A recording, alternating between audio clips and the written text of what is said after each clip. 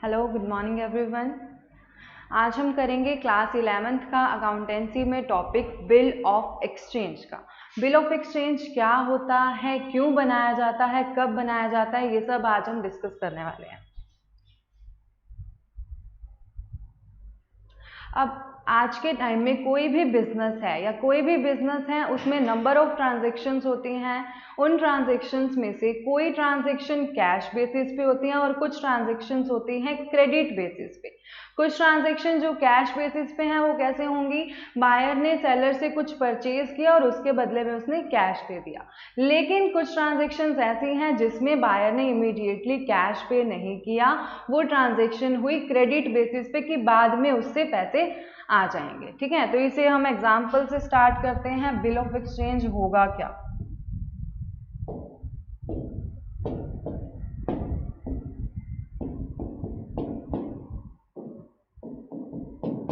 ये है mister A जो है बायर और ये है मिस्टर बी सेलर।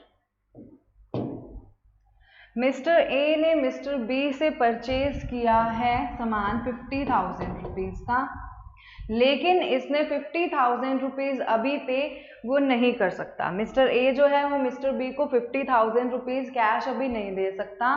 तो कैश अभी नहीं दे सकता तो इसे कैश बाद में देना पड़ेगा 50,000 रुपीज। अब जो ये सेलर है मिस्टर बी, ये इसको ये पेपर देगा। इसके ऊपर लिखा होगा कि कितनी अमाउंट इससे लेनी है, किस डेट को लेनी है, इस पे साइन करवाएगा इससे। तो ये जो पेपर इसको देगा ना, इसे बोलेंगे हम बिल ऑफ एक्सचेंज। क्या होगा, इसे फिर से देख लेते हैं। मिस्टर ए बायर है, इस बायर ने इससे परचेज किए गुड्स 50,000 रुपीज की, लेकिन 50,000 रुपीज ये आज इसे नहीं दे सकता। तो जो ये सेलर है ना, ये इसे एक नोट लिख के देगा, एक बिल लिख के देगा।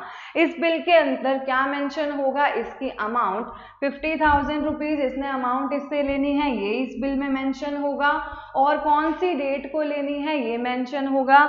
ये बिल क्या करेगा, मिस्टर बी ए से साइन करवाएगा कि तुमने मुझे 50,000 रुपीज इस डेट को देने हैं। ठीक है, तो ये हो गया हमारे पास bill of exchange. Bill of exchange क्या हुआ, एक कार्ड है, एक नोट है, उसके अंदर लिखा होगा कि किससे कितने रुपीज लेने हैं, कौन सी डेट को लेने हैं। अब इस बिल को साइन किससे करवाना है, बायर से। क्लियर है।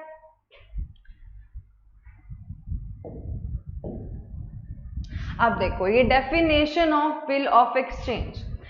According to Indian negotiable instrument act 1881, Indian negotiable instrument act बना हुआ है, वो क्या कहता है, बिल ऑफ एक्सचेंज क्या है, उसमें डेफिनेशन दी गई है बिल ऑफ एक्सचेंज की, वो हम रीड करेंगे। A bill of exchange is an instrument in writing an unconditional order signed by the maker directing to pay a certain sum of money only to or to the order of a certain person or to the bearer of the instrument. ये कह रहा है अ bill of exchange is an instrument in writing. एक bill of exchange एक instrument है in writing, जो return में है, उसके अंदर एन अनकंडीशनल ऑर्डर, एक अनकंडीशनल ऑर्डर है। अनकंडीशनल मतलब कोई भी कंडीशन नहीं होनी चाहिए, उसमें लिखा होगा कि इतनी अमाउंट पे करनी है, कोई कंडीशन नहीं होनी चाहिए कि ऐसा होगा तभी अमाउंट पे की जाएगी, ऐसा नहीं होगा तो नहीं की जाएगी, ऐसी कोई भी कंडीशन नहीं होनी चाहिए। अनकंडीशनल ऑर्डर होना चाहिए सेलर की तरफ से बायर को कि तुमने मुझे इस डेट को इतने रुपीस देने हैं। ठीक है, तो unconditional order signed by the maker directing to pay certain sum of money. अब साइंड बाय द मेकर, जो इस बिल को बना रहा है, वो ऑर्डर देगा कि इतनी मनी तुमने पे करनी है इस पर्सन को। ये मनी पे, यहाँ पे हमने तीन बातें दे रखी है, to the order of certain person और to the bearer of the instrument. To और टू द ऑर्डर और टू द बेयरर। इसमें ऑप्शन होता है कि उसमें नेम लिखा है इसको देना है, या फिर ये जिस पर्सन को ऑर्डर देगा उस टाइम पे उसको देना है, या लास्ट में बिल जिसके पास है उसको हम बोलेंगे बेयरर, जिसके पास है उसको पेमेंट करनी है। ये डिपेंड करेगा कंडीशन पे। तो ये जो नेगोशिएबल इंस्ट्रूमेंट एक्ट 1881 ने हमें डेफिनेशन दी है, यहाँ से बिल ऑफ एक्सचेंज का मीनिंग क्लियर होता है। क्या कहता है? बिल ऑफ एक्सचेंज एक इंस्ट्रूमेंट है जो राइटिंग में है, जिसके अंदर अनकंडीशनल ऑर्डर होगा कुछ पेमेंट करने का। ठीक है, तो ये होता है बिल ऑफ एक्सचेंज।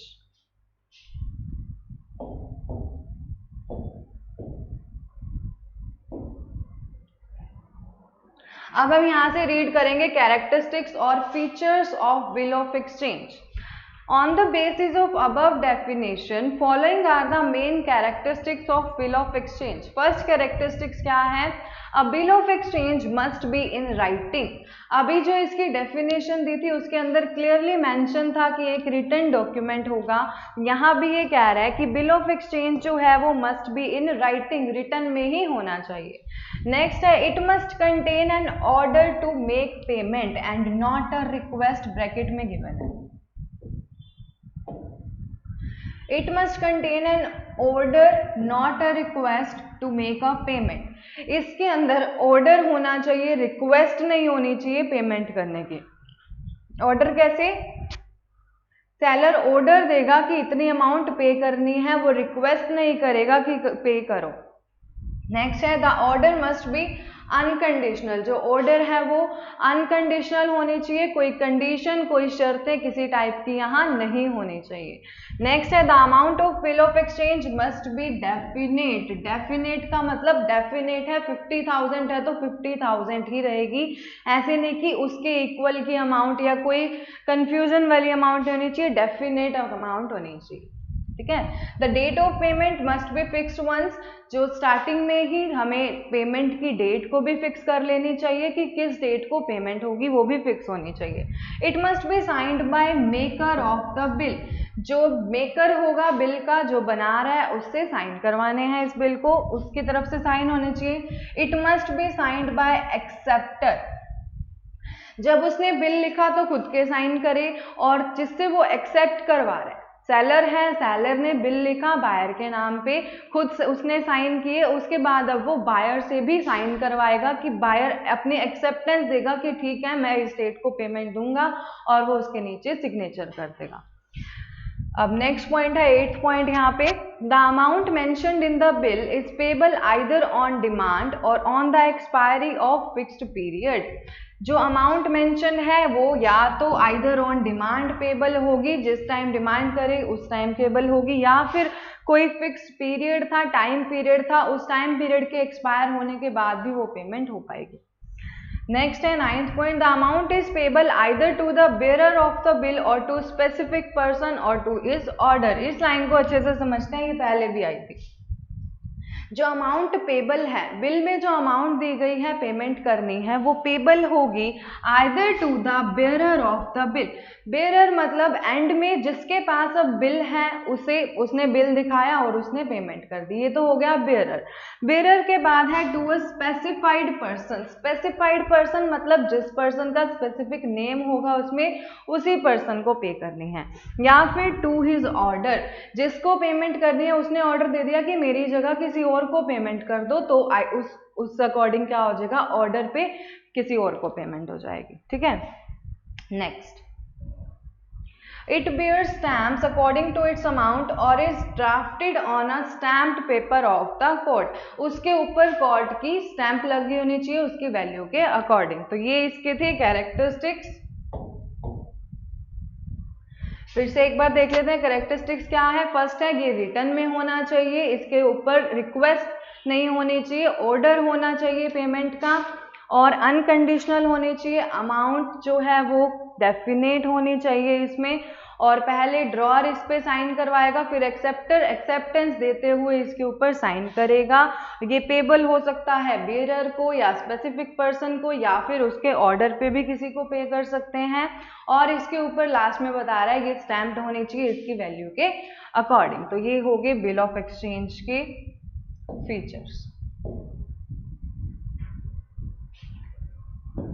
अब तक का क्लियर हुआ बिल ऑफ एक्सचेंज क्या होता है और किस टाइम पे बनाया जाता है। जब भी क्रेडिट ट्रांजैक्शन होगी तो बायर बिल ऑफ एक्सचेंज लिखेगा और जो सेलर बिल ऑफ एक्सचेंज लिखेगा और बायर से उसे एक्सेप्ट करवाया जाएगा। जो बायर है वो अपनी एक्सेप्टेंस देगा कि मैं इस डेट को पेमेंट कर दूंगा। उसके बाद उसके फीचर्स देख लिए, उसके अंदर क्या क्या आता है। आप देखेंगे इसके अंदर पार्टीज कौन कौन सी इन्वॉल्व होंगी, कौन कौन सी पर्सन्स हैं, कौन कौन से जो इसके अंदर बिल ऑफ एक्सचेंज के अंदर इन्वॉल्व होंगे। तो आगे ये करेंगे।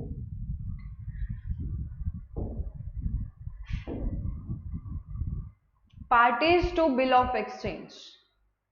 There are 3 parties to bill of exchange. First है drawer. He is the seller or creditor entitled to receive money from someone. He writes or draw the bill and is known as drawer. The bill of exchange is signed by drawer of the bill. सबसे पहले एक होगा seller और एक होगा buyer. इतनी बात तो क्लियर है। सेलर जो है इस केस में जिसने पेमेंट लेनी है, जिसने वो अमाउंट लेनी है, वो क्या करेगा, बिल को ड्रॉ करेगा, बिल को लिखेगा। बिल को लिखा मतलब उसको ड्रॉ करेगा। वो पर्सन कौन हुआ यहाँ पे, ड्रोवर। तो ड्रोवर की बात सबसे पहले हो रही है इसके अंदर। फर्स्ट पार्टी है ड्रोवर। ड्रोवर उस बिल को बनाता है सबसे पहले। वो पर्सन हो गया यहाँ पे सेलर, उसको कहेंगे यहाँ पे ड्रोवर।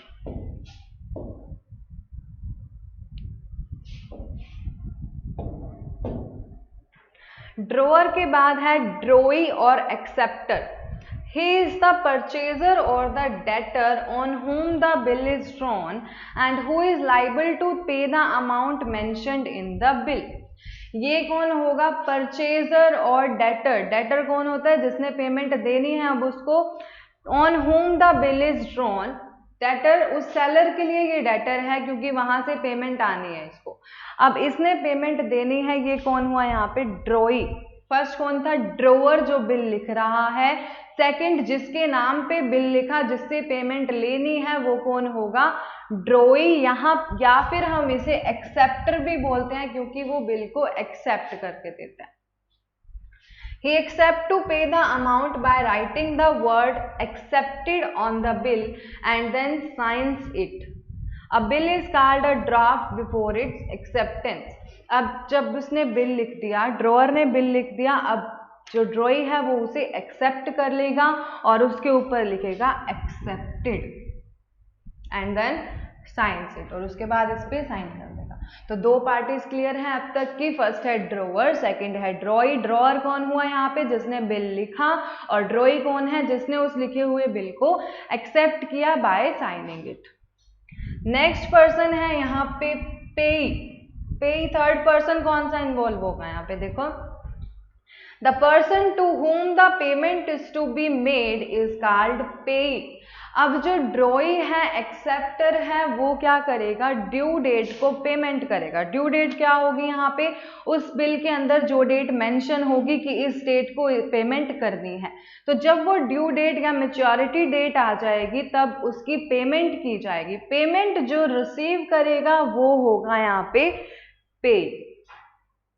इस बारे में 3 चीजें हमने पढ़ी थी। 3 पर्सन हो सकते हैं जिसको पेमेंट रिसीव हो सकती है, या तो बियरर को, बिल जिसके पास है उसे भी पेमेंट हो सकती है, या फिर स्पेसिफाइड पर्सन जिसका नेम मेंशन है उसका, या फिर कोई ऑर्डर दे दे किसी और को पेमेंट करने के लिए तो उसमें भी हो सकती है। तो जो उस टाइम पे पेमेंट रिसीव करेगा वो हो जाएगा यहाँ पे कौन, पे। अब पे कौन कौन सा हो सकता है ये बातें डिस्कस कर ली। द ड्रॉअर हिमसेल्फ और थर्ड पार्टी में be the pay of bill. अब क्या होगा, जिसने बिल लिखा या तो वो भी रिसीव कर सकता है या फिर उसने बिल किसी और को दे दिया कि मेरी जगह इससे तू ले लियो, ऐसे कर दिया कुछ, तो कोई और थर्ड पार्टी उसके अंदर रिसीव करेगी पेमेंट। तो पे जो है वो या तो ड्रॉअर हिमसेल्फ, खुद ड्रॉअर भी हो सकता है, या फिर कोई थर्ड पार्टी भी हो सकती है। नेक्स्ट लाइन में ये कह रहा है the drawer will be the payee of bill if he retains the bill till the date of maturity and receive the payment. जब ड्रॉअर खुद पेई कब बनेगा, ड्रॉअर ने उस बिल को एंड ड्यू डेट तक, मेच्योरिटी डेट तक खुद के पास ही बिल रखा और रिसीव भी कर ली है अमाउंट, तब तो ड्रॉअर खुद ही पेई बन जाएगा। लेकिन उसने अभी बिल खुद के पास अगर नहीं रखा है, किसी और को दे दिया कि मेरी जगह पेमेंट तू रिसीव कर लेना इससे, ऐसे कोई बात कर दे इसने, तो वो खुद जो ड्रॉअर है वो पेई नहीं कहलाएगा। पेई कौन बन जाएगा, अब जिसके पास बिल गया। ठीक है, क्लियर है यहाँ पे। तो 3 पार्टीज यहाँ इन्वॉल्व हैं, कौन कौन सी, फर्स्ट है ड्रॉअर, सेकंड है ड्रॉई, थर्ड है पेई। ड्रॉअर कौन हुआ, जिसने बिल लिखा, और ड्रॉई कौन हुआ, जिसके लिए बिल लिखा गया, जिसने अब पेमेंट करनी है, एक्सेप्टेंस दी है, तो उसे ड्रॉई भी बोलते हैं और एक्सेप्टर भी बोलते हैं। थर्ड पार्टी कौन है यहाँ पे, पेई। पेई कौन हुआ यहाँ, जिसने पेमेंट रिसीव की। पेई कौन हो सकता है, या तो ड्रॉअर खुद भी पेई हो सकता है या कोई थर्ड पार्टी भी यहाँ पेई हो सकती है। क्लियर है।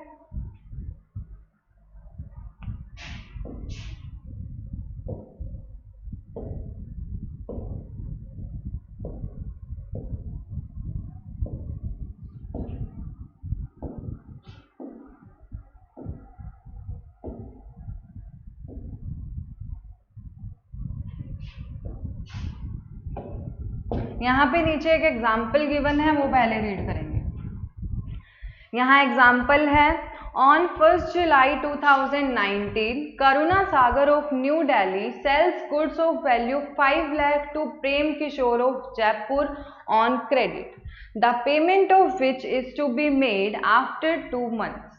Karuna Sagar draws a bill on Prem Kishore, who accept it and return it to Karuna Sagar. In such a bill, Karuna Sagar will be called drawer and Prem Kishore will be called acceptor of the bill. इसे अब समझते हैं। On 1 जुलाई 2019, 1 जुलाई 2019 को Karuna Sagar of New Delhi sells goods of value 5 lakh to Prem Kishore of Jaipur on credit. New Delhi की करुणा सागर ने goods cell की है प्रेम किशोर जो कि जयपुर का है, 5 लाख की गुड्स सेल की है ऑन क्रेडिट, कैश पे नहीं सेल की, क्रेडिट पे सेल की है। ठीक है, the payment of which is to be made after 2 months, जिसकी पेमेंट 2 month के बाद की जाएगी। Karuna Sagar draws a bill on Prem Kishore. Karuna Sagar ने गुड्स सेल की हैं, तो करुणा सागर कौन हुआ यहाँ पे, सेलर, और प्रेम किशोर हुआ बायर। अमाउंट कितनी है, 5 लाख, और ये कह रहा है 2 month के बाद इसकी पेमेंट करनी है। अब यहाँ पे देखते हैं ड्रॉअर कौन होगा, ड्रॉई कौन होगा, पेई कौन होता है। करुणा सागर ने बिल ड्रॉ किया। In such a case Karuna Sagar will be called drawee. Karuna Sagar seller है, उसने बिल ड्रॉ किया, करुणा सागर यहाँ होगी ड्रॉई, और जो प्रेम किशोर है वो हो गया यहाँ पे ड्रॉई। करुणा सागर ड्रॉअर, जिसने बिल ड्रॉ किया वो ड्रॉअर, और जिसके ऊपर बिल लिखा वो हो गया यहाँ पे ड्रॉई।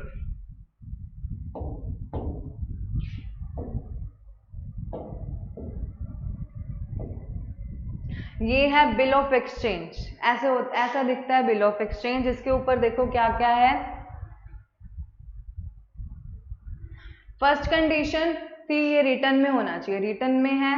सेकंड, इसके अंदर एक ऑर्डर होना चाहिए पेमेंट करने का। ऑर्डर है 2 months after date pay to me or my order the sum of 5 lakh rupees only for value received. 2 महीने बाद मुझे पेमेंट करनी है, या फिर जिसको ऑर्डर देगा उसे पेमेंट करनी है 5 लाख रुपीज, जिस फॉर वैल्यू रिसीव, जितने की उसने सेल की है उसके बदले में 5 लाख रुपीज देने। ठीक है, तो करुणा सागर यहाँ कौन है, सेलर। करुणा सागर थी सेलर, करुणा सागर ने अपने साइन कर दिए।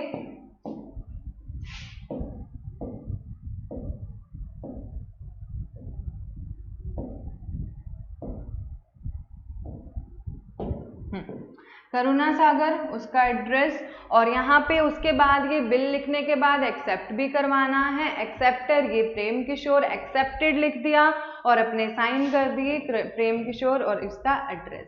और कहा था कि एक स्टैम्प होनी चाहिए, स्टैम्प ये रही, अमाउंट ये रही, और ये यहाँ डेट। ठीक है, क्लियर है। ऐसा दिखेगा हमारा बिल ऑफ एक्सचेंज।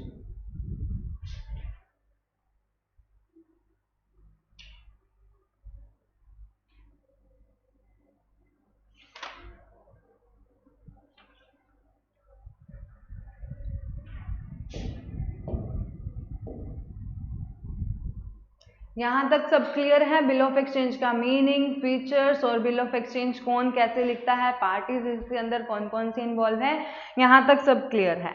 अब नेक्स्ट है advantages of bill of exchange. Bill of exchange के क्या क्या एडवांटेजेस हैं, किस किस को एडवांटेजेस हैं, तो रीड करते हैं। सबसे पहले है helpful in purchase and sale of goods on credit. A bill of exchange serves as a written evidence of debt. It is a proof that purchaser of goods owes the amount written in it. As such, the goods can be sold on credit without difficulty. अब जब cell की है credit पे तो उसका कोई proof भी होना चाहिए। यहाँ पे ये कह रहा है कि जब परचेज और सेल करते हैं क्रेडिट में, उसके लिए एक रिटर्न प्रूफ होता है कि वहां से पेमेंट आ जाएगी। तो इसी वजह से जो बिल ऑफ एक्सचेंज की वजह से जो क्रेडिट में सेल करनी, परचेज करनी इजी हो गई है। नेक्स्ट है legal document. It is a valid document in eye of law. If the drawee fails to make its payment, it would be easier to recover the amount legally in comparison to verbal promise. एक तो amount purchase की, buyer ने कुछ purchase किया और hourly बोल दिया कि इतनी पेमेंट देनी है, इस डेट को देनी है, और एक केस है कि प्रॉपर बिल ऑफ एक्सचेंज बना के दिया। तो जब वर्बली अगर बात हुई, ऑरली बात हुई, तो उस केस में तो हमारे पास कोई लीगल प्रूफ नहीं रहेगा, लेकिन बिल ऑफ एक्सचेंज के केस में ये लीगल डॉक्यूमेंट इसे माना जाएगा। और अगर उस डेट को उसने पेमेंट करने से मना कर दिया तब भी हम इस अमाउंट को इजीली रिकवर कर सकते हैं, क्योंकि हमारे पास ये लीगल डॉक्यूमेंट की तरह काम आएगा। ठीक है। नेक्स्ट है डिस्काउंटिंग फैसिलिटी। डिस्काउंटिंग फैसिलिटी का केस एक बार डिस्कस कर लेंगे। डिस्काउंटिंग फैसिलिटी क्या होती है? अब बिल ऑफ एक्सचेंज लिख दिया, सेलर ने बिल ऑफ एक्सचेंज लिख दिया बायर के ऊपर, बायर के नेम पे। अब बायर क्या करेगा, अगर 2 मंथ्स का बिल ऑफ एक्सचेंज है तो 2 मंथ्स के बाद वो उसे पेमेंट कर देगा। लेकिन सेलर को 2 मंथ्स तक वेट नहीं हुआ, उसे 1 मंथ के बाद ही पेमेंट की जरूरत पड़ गई। तो जो सेलर है जिसके पास अब बिल है, वो क्या करेगा, बैंक में जाके उस बिल की अमाउंट ले सकता है। कैसे लेगा?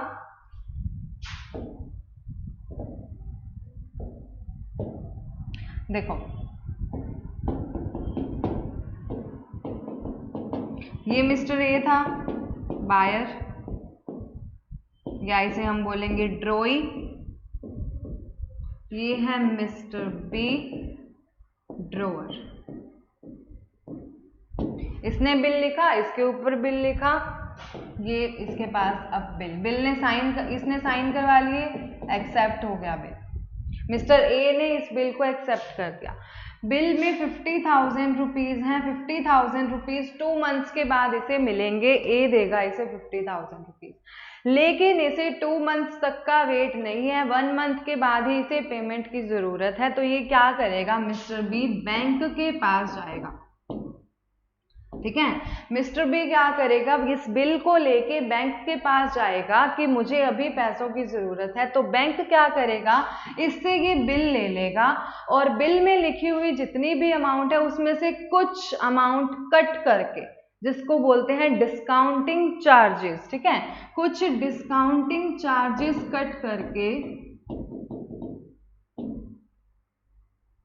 इसे क्या करेगा, पेमेंट दे देगा। 50,000 का बिल है, 50,000 में से मान लो 5,000 डिस्काउंटिंग चार्जेस हो गए, बाकी के बचे हुए पेमेंट इसे दे देगा। ठीक है, अब जब ड्यू डेट आएगी इस बिल की, अब ये बिल कहाँ गया, इसके पास बिल आ गया बैंक के पास, और इस पर्सन के पास क्या आ गई, पेमेंट आ गई।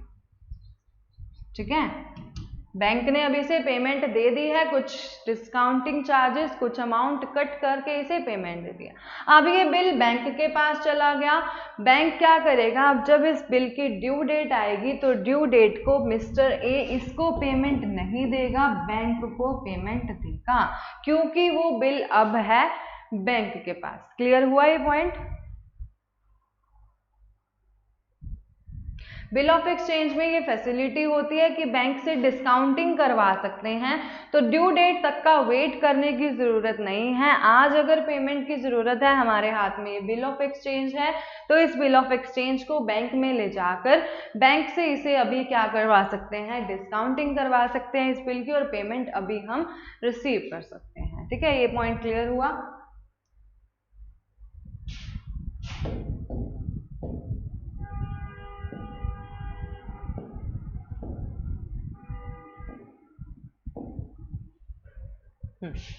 तो डिस्काउंटिंग फैसिलिटी वाला पॉइंट क्लियर है। नेक्स्ट है एंडोर्समेंट पॉसिबल। एंडोर्समेंट क्या होता है? एंडोर्समेंट का मतलब होता है कि आज बिल एक पर्सन के पास है, वो बिल अब दूसरे पर्सन के पास भी जा सकता है। धीरे धीरे वो 3 पॉइंट्स भी क्लियर होंगे कि वो पेबल बियरर को भी पेबल होगा, स्पेसिफाइड पर्सन को भी और ऑर्डर को भी। अब बैंक के पास उसने बिल दे दिया, इससे लास्ट केस में अभी बात की थी कि बैंक के पास अब बिल है। अब मिस्टर ए क्या करेगा, बैंक को देगा, क्योंकि वो बिल बैंक के पास है, बैंक ने मिस्टर ए को दिखाया, मिस्टर ए ने पेमेंट कर दी, मतलब बेयरर की तरफ ये पेमेंट होगी कि जिसके पास अब बिल है वो पेमेंट उसको। नेक्स्ट केस है एंडोर्समेंट पॉसिबल। एंडोर्समेंट का मतलब ट्रांसफरेबल पॉसिबल, कि आज एक पर्सन के पास बिल है, उसने दूसरे पर्सन को दे दिया। मिस्टर ए है, मिस्टर बी है, मिस्टर सी भी है इसके अंदर। मान लो ए तो कौन है, बायर, सी है, बी है सेलर, और सी एक और पर्सन है जिसको सेलर ने भी आगे पेमेंट करनी है। ड्यू डेट आएगी तो ए ने बी को पेमेंट करनी है, लेकिन बी ने क्या किया, सी को बोल दिया कि मेरी जगह पेमेंट ए सी को दे देगा। तो ये क्या हो गया, बी ने बिल अपना एंडोर्स कर दिया है सी को। यहां से रीड करो, a bill of exchange can be easily transferred from one person to another in settlement of debt as it is negotiable instrument. Negotiable का मतलब ही क्या होता है, ट्रांसफरेबल, की एक पर्सन से दूसरी पर्सन तक आराम से जा सकता है। तो ये जैसे कि नेगोशिएबल इंस्ट्रूमेंट है, तो इसके अंदर एंडोर्समेंट पॉसिबल है। अब यहाँ 3 केस अभी देख लिए, ए बी सी। ए ने बी को पेमेंट करनी है और बी ने भी सी को उतनी ही पेमेंट करनी है, तो बी क्या करेगा, उस बिल को सी को पकड़ा देगा, सी को एंडोर्स कर देगा अपने साइन करके, और अब क्या करेगा, ड्यू डेट को ए सी को पेमेंट करेगा, बी को नहीं करेगा। इस केस में बी का कैंसिल सब कुछ, ए ने सी को पेमेंट करनी है, बी का इन्वॉल्वमेंट खत्म। चलो next point, 5th point, relief from sending reminders. The seller need not approach the purchaser time and again to demand the payment because the date of payment is fixed and written on bill of exchange. Reminder कैसे, अब किसी को उधार पे दिया है सामान, तो उसे बार बार बोलना पड़ेगा कि मेरे इतने पैसे दे के जाओ, लेकिन बिल ऑफ एक्सचेंज में क्या होगा, इस केस में डेट मेंशन है कि इतनी डेट को पेमेंट करनी है, तो जब वो डेट आएगी तो उसे पेमेंट करनी ही पड़ेगी, हमें बार बार जाके उसे बताना नहीं पड़ेगा कि तुम्हें इतनी पेमेंट मेरी करनी है। तो यही ये कह रहा है कि रिलीफ फ्रॉम सेंडिंग रिमाइंडर्स, बार बार रिमाइंडर्स सेंड करने से रिलीफ है बिल ऑफ एक्सचेंज में।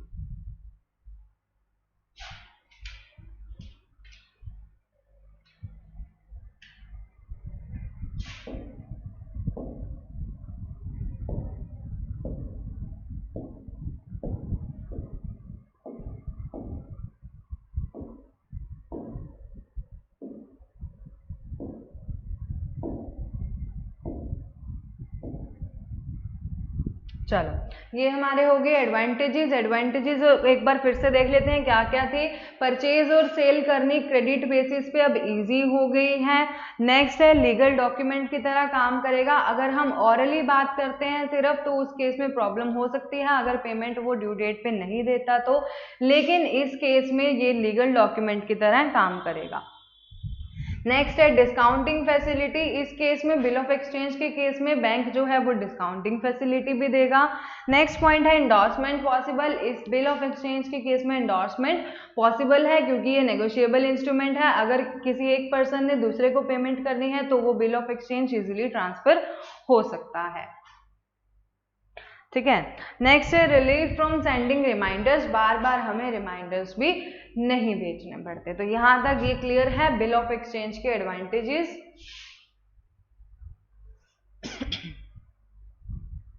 अब बिल ऑफ एक्सचेंज के पॉइंट को एक बार फिर से इसका ओवरव्यू लेते हैं, सब कुछ एकदम क्लियर है। बिल ऑफ एक्सचेंज क्या होता है? जब उधार पे ट्रांजैक्शन हो रही है तो क्या होगा, एक पर्सन सेलर जिसको कि ड्रोअर माना जाएगा, ड्रोअर बिल लिखेगा और ड्रॉई से एक्सेप्ट करवाएगा, वो बन जाएगा बिल ऑफ एक्सचेंज।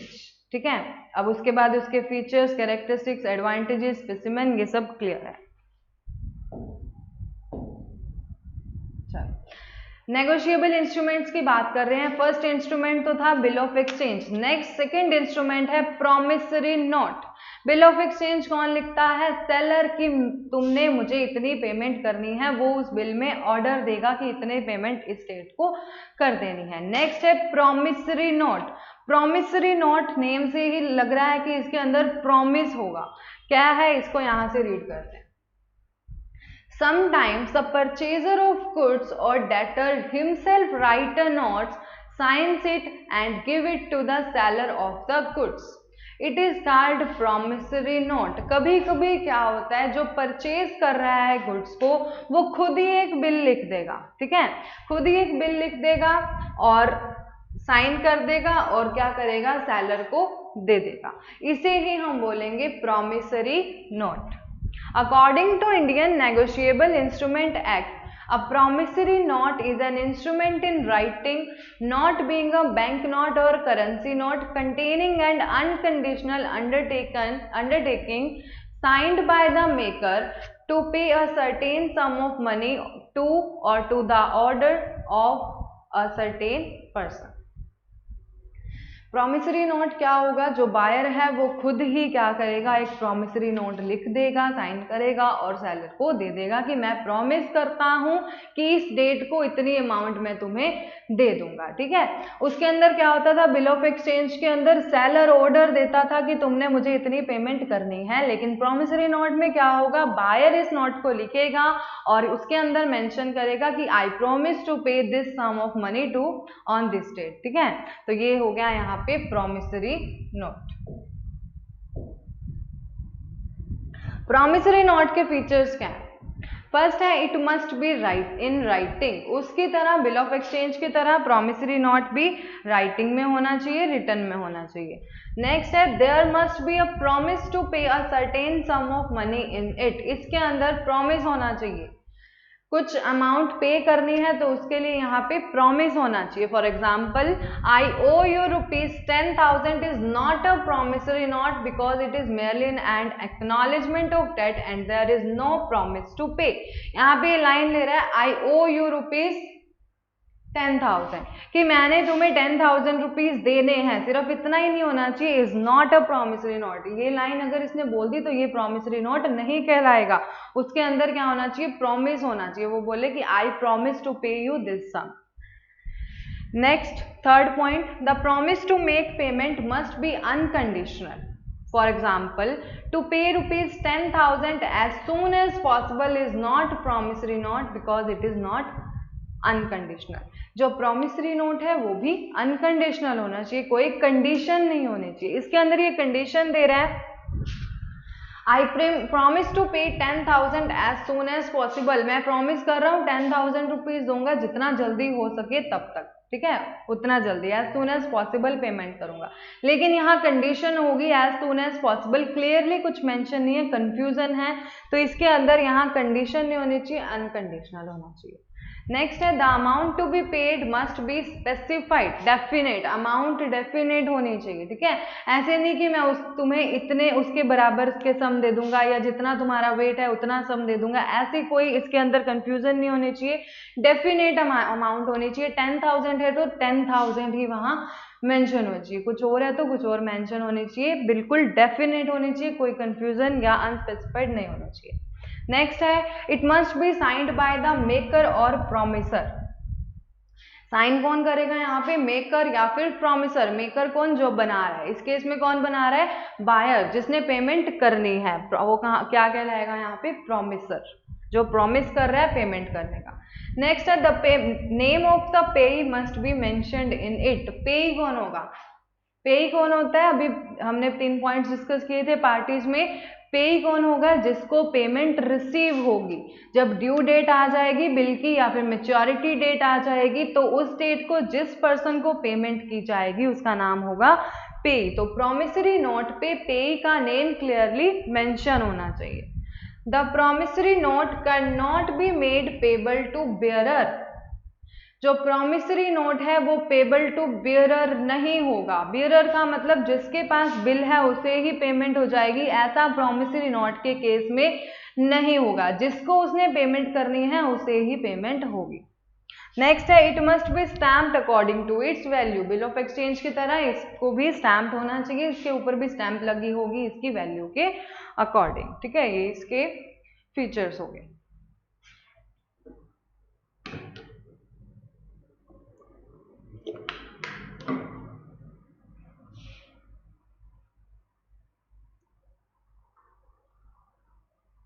ऐसा दिखता है प्रॉमिसरी नोट।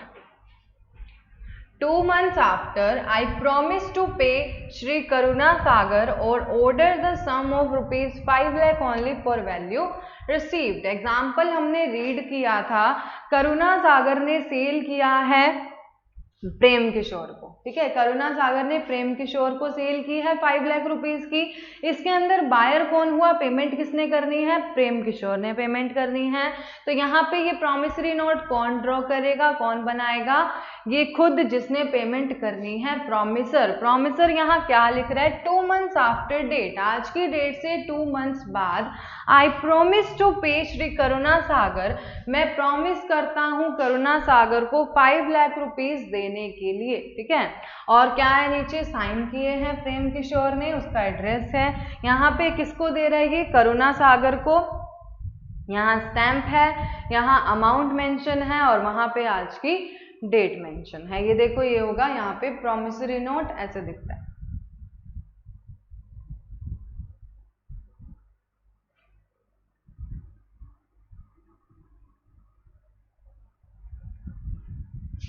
क्लियर है प्रॉमिसरी नोट?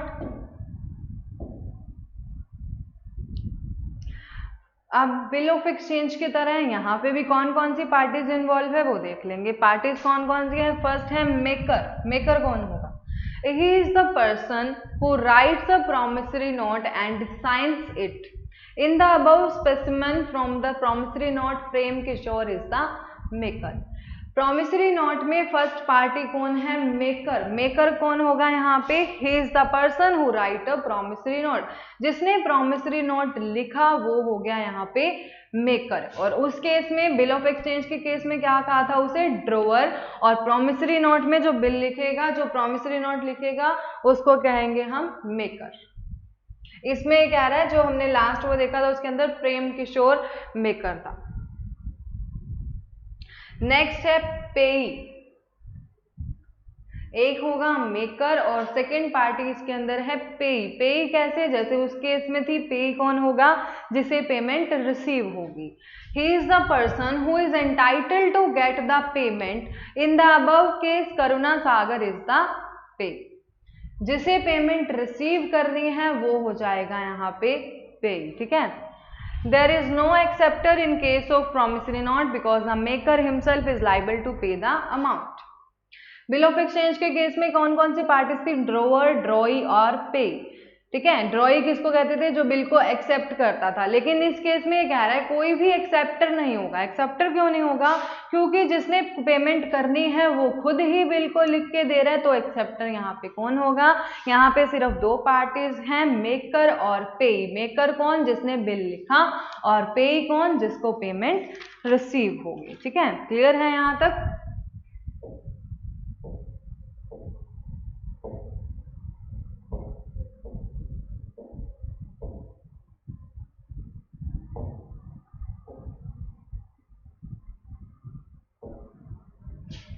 चलो, अब यहाँ तक दोनों में देख लेते हैं, अपने सम अप कर लेते हैं अपनी क्लास को आज। फर्स्ट स्टार्ट कहाँ से किया था? बिल ऑफ एक्सचेंज से। नेगोशिएबल इंस्ट्रूमेंट हमारे पास दो होते हैं, फर्स्ट है बिल ऑफ एक्सचेंज, नेक्स्ट है promissory note. Bill of exchange क्या होता है? बिल ऑफ एक्सचेंज ड्रोअर बनाता है, जो कि सेलर है, जिसने पेमेंट रिसीव करनी है वो बनाएगा, और दूसरा पर्सन जो एक्सेप्टर है वो उसे एक्सेप्ट करेगा और बोलेगा कि पेमेंट दे देगा, ठीक है, एक्सेप्टेड लिख देगा उसके ऊपर। उसके बाद उसकी हमने कुछ कैरेक्टरिस्टिक्स रीड की थी कि वो राइटिंग में होना चाहिए, अनकंडीशनल होना चाहिए, अमाउंट मेंशन क्लियरली होनी चाहिए, कोई कंडीशन नहीं होनी चाहिए, ये सब था उसके अंदर, ठीक है। एडवांटेजेस देखे थे। उसके बाद एडवांटेजेस के बाद अब बात करेंगे प्रॉमिसरी नोट की। प्रॉमिसरी नोट कौन बनाएगा? जिसने पेमेंट करनी है वो प्रॉमिस करेगा कि मैंने तुम्हें इस डेट को इतनी पेमेंट करनी है, ठीक है। प्रॉमिसरी नोट के अंदर पार्टीज कौन कौन सी होंगी? एक मेकर होगा और एक होगा पेई। मेकर कौन होगा यहाँ पे? जो बिल को लिख रहा है, जो प्रॉमिस कर रहा है पेमेंट करने की, वो होगा यहाँ पे मेकर। और पेई कौन होगा? जिसे payment at the end receive होगी। तो ये हमारा टॉपिक्स हो गए बिल ऑफ एक्सचेंज और प्रॉमिसरी नोट के, ठीक है। क्लियर है यहाँ तक? So this was all for today. I hope आपको सब अच्छे से समझ आया होगा।